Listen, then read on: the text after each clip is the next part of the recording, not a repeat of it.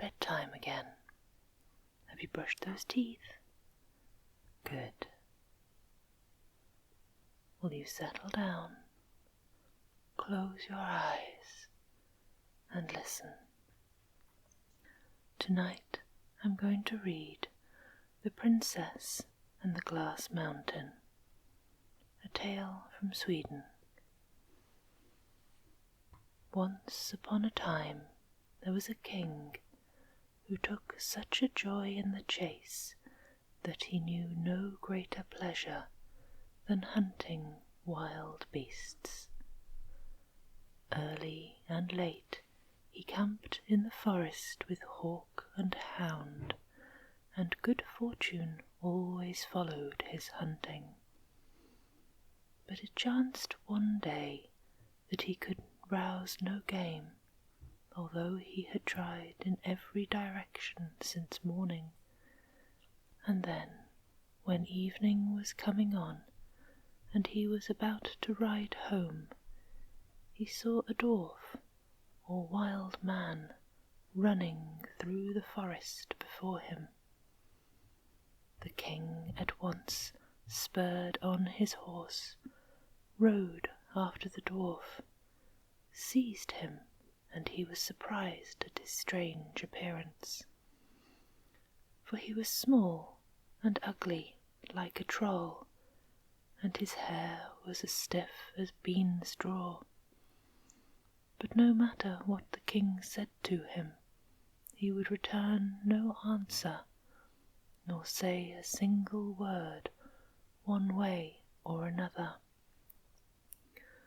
This angered the king, who was already out of sorts because of his ill success at the hunt, and he ordered his people to seize the wild man and guard him carefully lest he escape. Then the king rode home. Now his people said to him, "You should keep the wild man a captive here at your court, in order that the whole country might talk of what a mighty huntsman you are. Only you should guard him so that he does not escape, because he is of a sly and treacherous disposition." When the king had listened to them, he said nothing for a long time. Then he replied, "I will do as you say, and if the wild man escape, it shall be no fault of mine.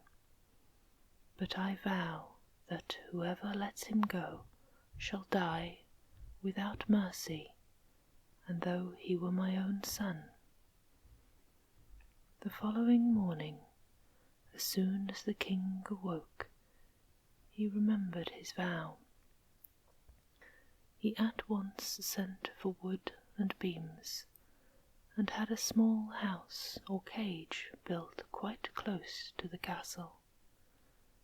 The small house was built of great timbers and protected by strong locks and bolts, so that none could break in, and a peephole was left in the middle of the wall through which food might be thrust. When everything was complete, the king had the wild man led up, placed in the small house, and he himself took and kept the key. There the dwarf had to sit a prisoner day and night, and the people came afoot and a horseback to gaze at him. No one ever heard him complain, or so much as utter a single word. Thus matters went for some time. Then a war broke out in the land, and the king had to take the field. At parting he said to the queen, "You must rule the kingdom now in my stead, and I leave land and people in your care. But there is one thing you must promise me you will do, that you will guard the wild man securely, so that he does not escape while I am away." The queen promised to do her best in all respects, and the king gave her the key to the cage. Thereupon he had his long galleys, his sea-wolves, pushed out from the shore, hoisted sail, and took his course far, far away to the other country. The king and queen had only one child, a prince who was still small, yet great in promise. Now when the king had gone, it chanced one day that the little fellow was wandering about the royal courtyard and came to the wild man's cage. He began to play with an apple of gold he had, and while he was playing with it, it happened that suddenly the apple fell through the window in the wall of the cage. The wild man at once appeared and threw back the apple. This seemed a merry game to the little fellow. He threw the apple in again, and the wild man threw it out again, and thus they played for a long time. Yet for all the game had been so pleasant, it turned to sorrow in the end, for the wild man kept the apple of gold and would not give it back again. And when all was of no avail, neither threats nor prayers, the little fellow at last began to weep. Then the wild man said, "Your father did ill to capture me, and you will never get your apple of gold again unless you let me out." The little fellow answered, "And how can I let you out? Just you give me back my apple again, my apple of gold." Then the wild man said, "You must do what I now tell you. Go up to your mother, the queen, and beg her to comb your hair. Then see to it that you take the key from her girdle and come down and unlock the door. After that, you can return the key to the same way, without anyone knowing anything about it." After the wild man had talked to the boy in this way, he finally did as he said, went up to his mother, begged her to comb his hair, and took the key from her girdle. Then he ran down to the cage and opened the door. And when they parted, the dwarf said, "Here is your apple of gold that I promised to give back to you, and I thank you for setting me free. And another time, when you have need of me, I will help you in return." And with that he ran off on his own way. But the prince went back to his mother and returned the key in the same way he had taken it. When they learned at the king's court that the wild man had broken out, there was great commotion, and the queen sent people over the hill and dale to look for him.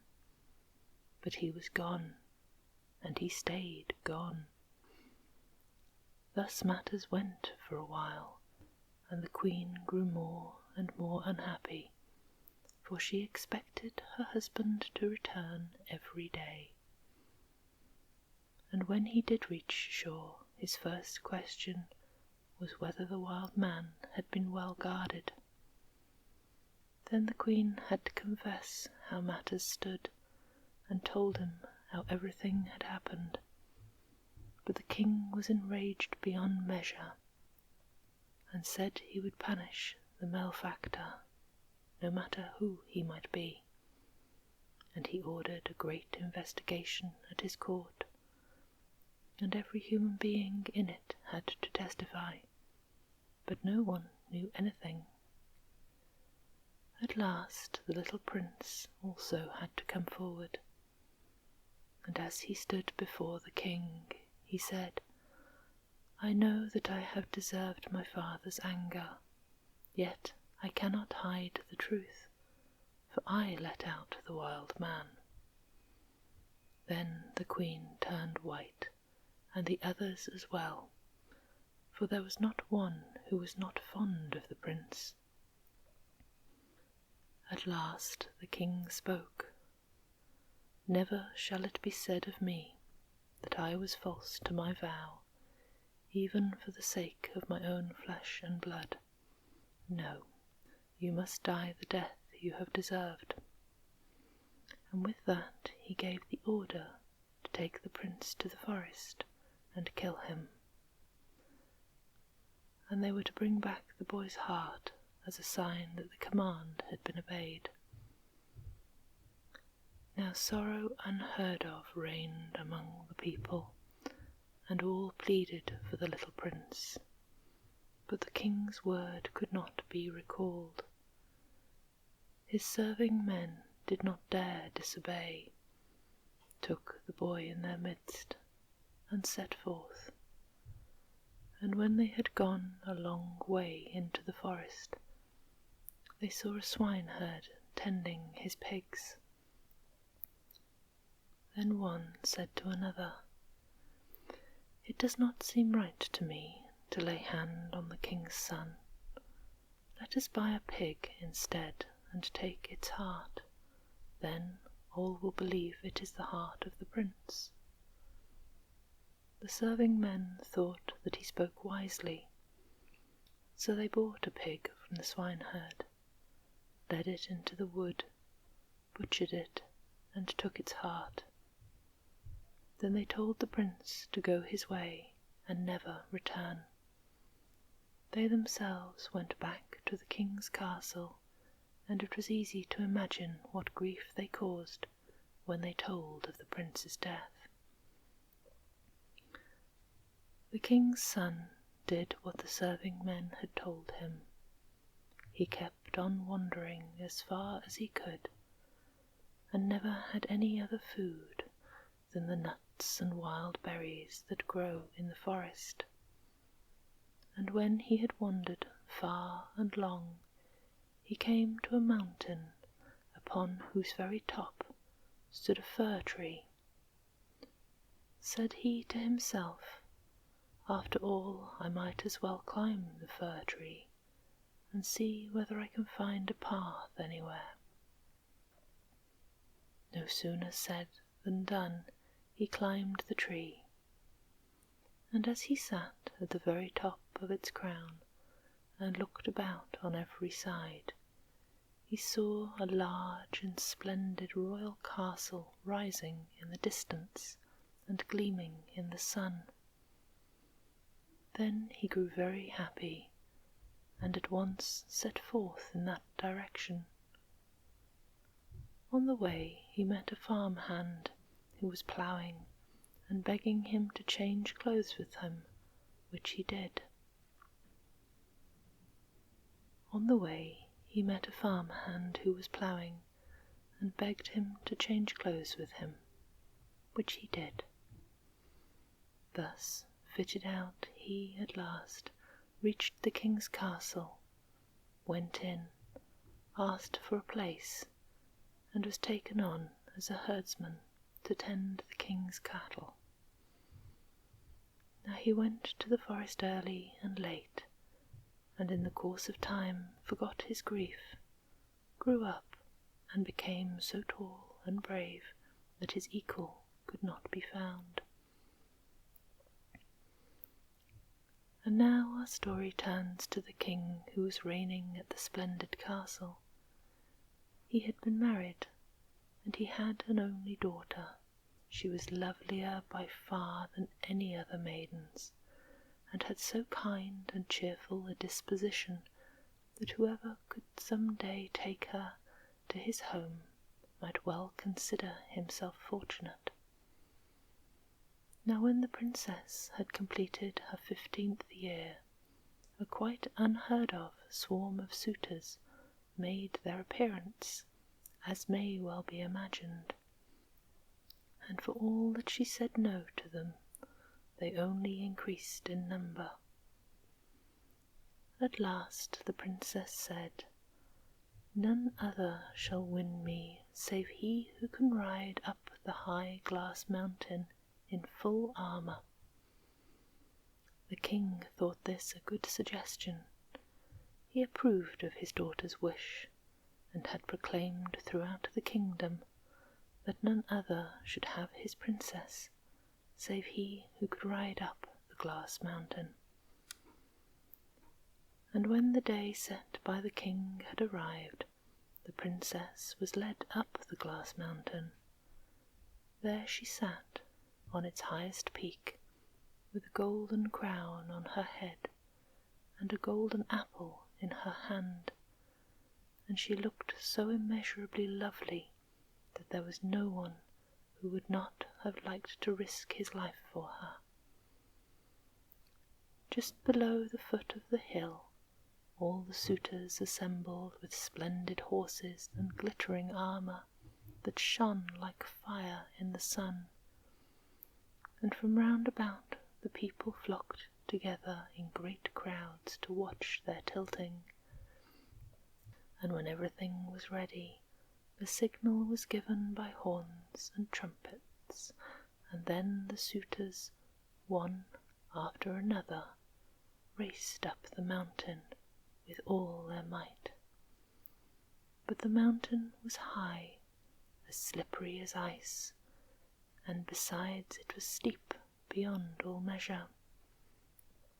Not one of the suitors rode up more than a little way before he tumbled down again, head over heels, and it might well happen that arms and legs were broken in the process. This made so great a noise, together with the neighing of horses, the shouting of people, and the clash of arms, that the tumult and the shouting could be heard far away. And while all this was going on, the king's son was rambling about with his oxen deep in the wood.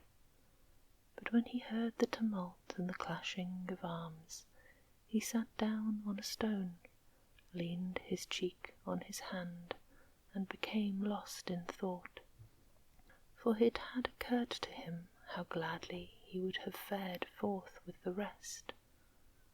Suddenly he heard footsteps, and when he looked up, the wild man was standing before him.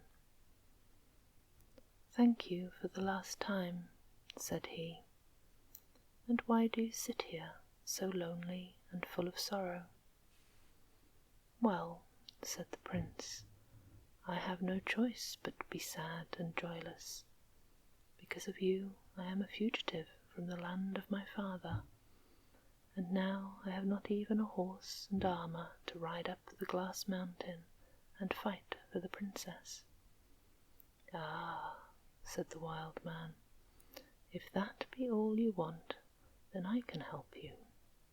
You helped me once before, and now I will help you in turn." Then he took the prince by the hand, led him deep down into the earth, into his cave, and behold, there hung a suit of armour, forged out of the hardest steel, and so bright that a blue gleam played all around it. Right beside it stood a splendid steed, saddled and bridled, pawing the earth with his steel hoofs, and champing his bit till the white foam dropped to the ground. The wild man said, "Now get quickly into your armour, ride out and try your luck. In the meantime I will tend your oxen." The prince did not wait to be told a second time, but put on the helmet and armour, buckled on his spurs, hung his sword by his side, and felt as light in his steel armour as a bird in the air. Then he leaped into the saddle so that every clasp and buckle rang, laid his reins on the neck of his steed, and rode hastily toward the mountain. The princess's suitors were about to give up the contest, for none of them had won the prize, though each had done his best. And while they stood there thinking it over, and saying that perhaps fortune would favour them another time, they suddenly saw a youth ride out of the wood straight towards the mountain. He was clad in steel from head to foot, with helmet on head, sword in belt, and shield on arm, and he sat his horse with such knightly grace that it was a pleasure to look at him.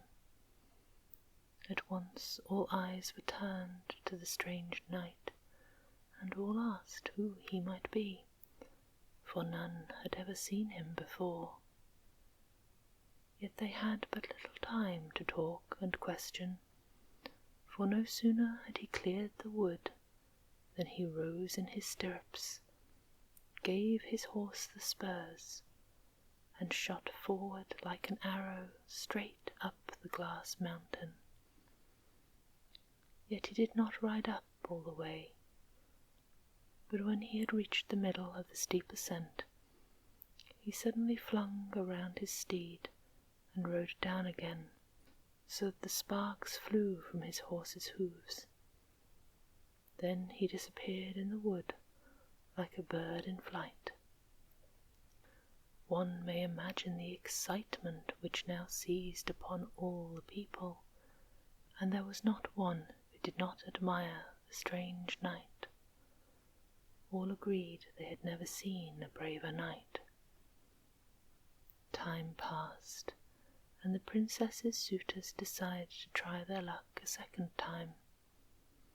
The king's daughter was once more led up the glass mountain with great pomp and richly gowned, and was seated on its topmost peak, with the golden crown on her head and a golden apple in her hand. At the foot of the hill gathered all the suitors, with handsome horses and splendid armour, and round about stood all the people to watch the contest. When all was ready, the signal was given by horns and trumpets, and at the same moment the suitors, one after another, darted up the mountain with all their might. But all took place as the first time. The mountain was high and as slippery as ice, and besides it was steep beyond all measure. Not one rode up more than a little way before tumbling down again head over heels. Meanwhile there was much noise, and the horses neighed, and the people shouted, and the armour clashed, so that the tumult and the shouting sounded far into the deep wood. And while all this was going on, the young prince was tending his oxen, which was his duty. But when he heard the tumult and the clashing of arms, he sat down on a stone, leaned his cheek on his hand, and wept. For he thought of the king's beautiful daughter, and it occurred to him now how much he would like to take part and ride with the rest. That very moment he heard footsteps, and when he looked up, the wild man was standing before him. "Good day," said the wild man, "and why do you sit here so lonely and full of sorrow?" Thereupon the prince replied, "I have no choice but to be sad and joyless. Because of you I am a fugitive in the land of my father, and now I have not even a horse and armour to ride up the mountain and fight for the princess." "Ah," said the wild man, "if that be all you want, then I can help you. You helped me once before, and now I will help you in turn." Then he took the prince by the hand, led him deep down in the earth into his cave, and there on the wall hung a suit of armour, altogether forged of the clearest silver, and so bright that it shone afar. Right before it stood a snow-white steed, saddled and bridled, pawing the earth with his silver hoofs, and chomping his bit till the foam dropped to the ground. The wild man said, "Now get quickly into your armour, ride out, and try your luck. In the meantime I will tend your oxen." The prince did not wait to be told a second time, but put on his helmet and armour in all haste, securely buckled his spurs, hung his sword at his side, and felt as light in his silver armour as a bird in the air. Then he leapt into the saddle so that every clasp and buckle rang, laid his reins on the neck of his steed, and rode hastily toward the glass mountain. The princess's suitors were about to give over the contest, for none of them had won the prize, though each had played a man's part, and while they stood there thinking it over, and saying that perhaps fortune would favour them the next time, they suddenly saw a youth ride out of the wood, straight toward the mountain. He was clad in silver from head to foot, with helmet on head, shield on arm, and sword at side. He sat his horse with such knightly grace that a braver-looking youth had probably never been seen. At once all eyes were turned toward him, and the people noticed that he was the same knight who had appeared before. But the prince did not leave them much time for wonderment, for no sooner had he reached the plain than he rose in his stirrups, spurred on his horse, and rode like fire straight up the steep mountain.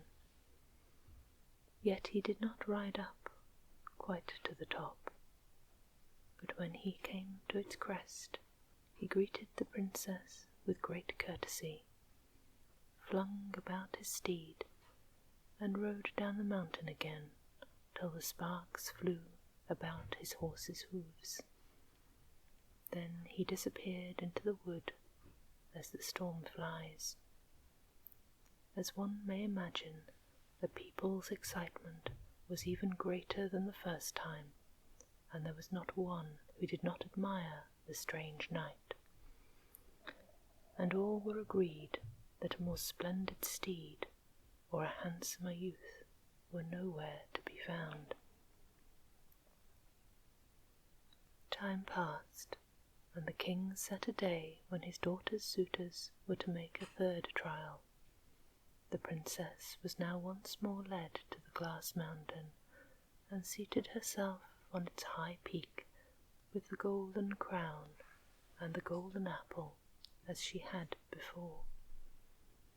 At the foot of the mountain gathered the whole swarm of suitors, with splendid horses and polished armour, handsome beyond anything seen thus far, and round about the people flocked together to watch the contest.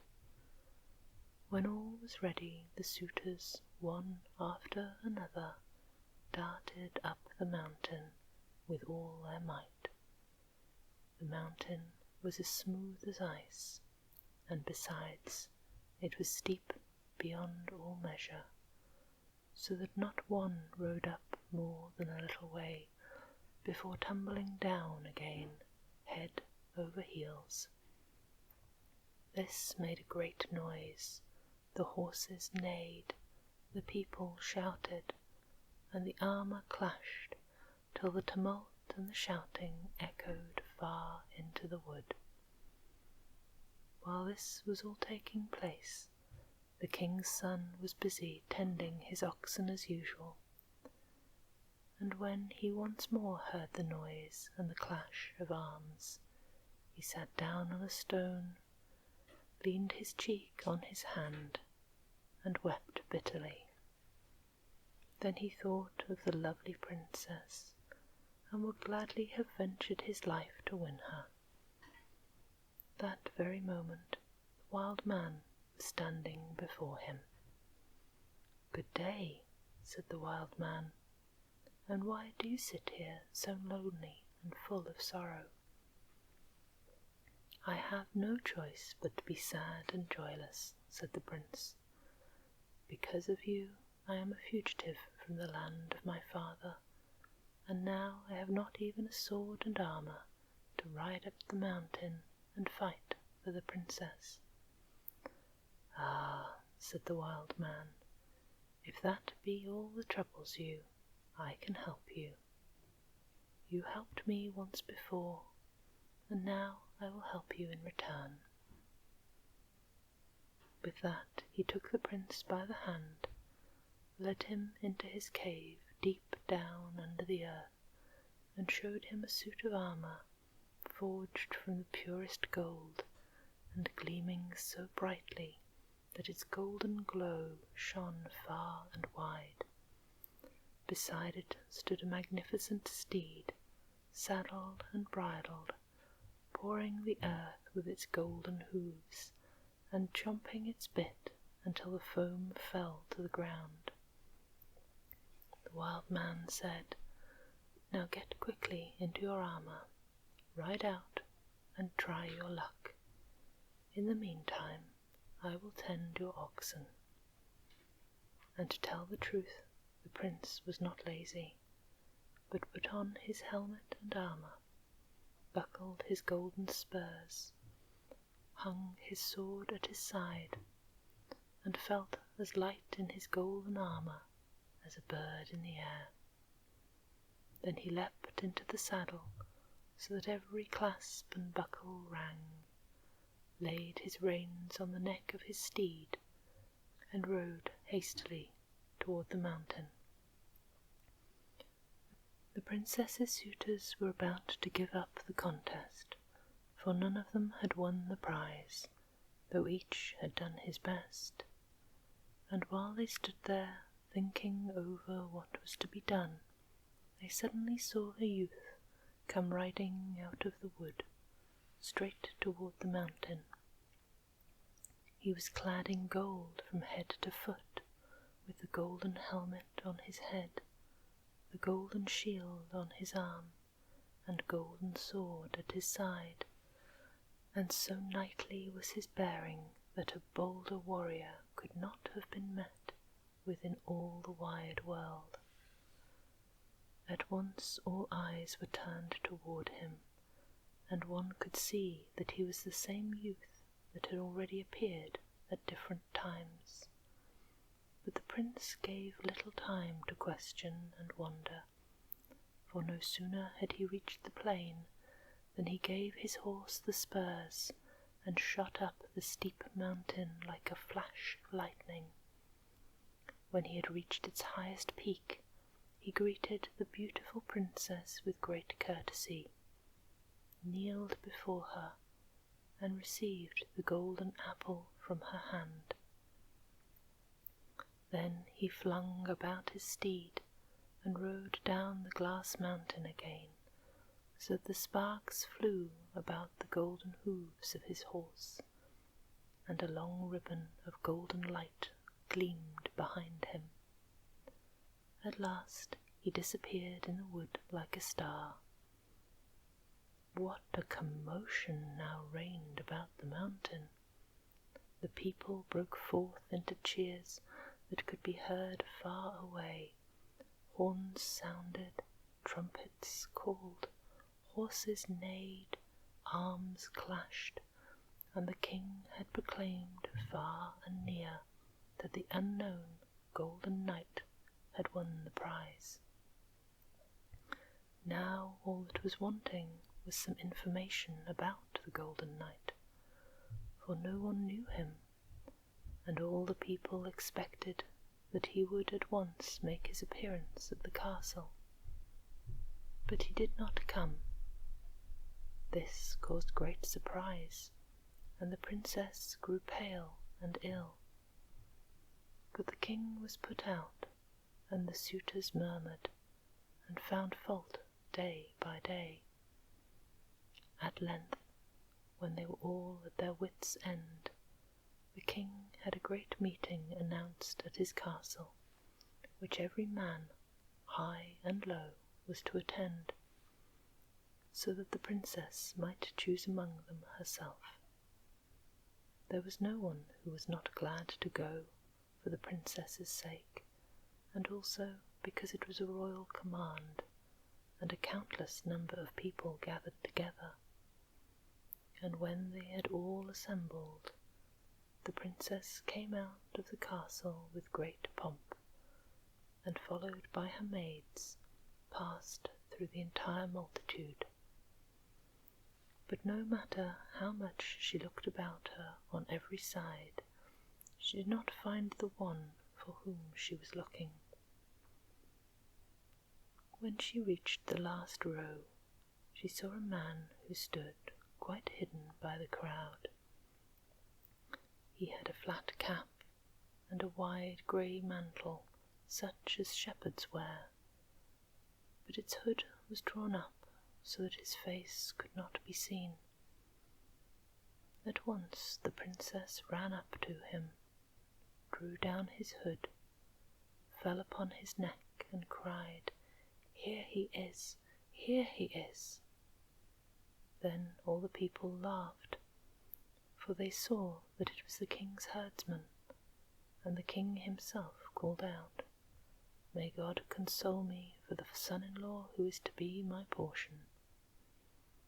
The man, however, was not at all abashed, and replied, "Oh, you need not worry about all that.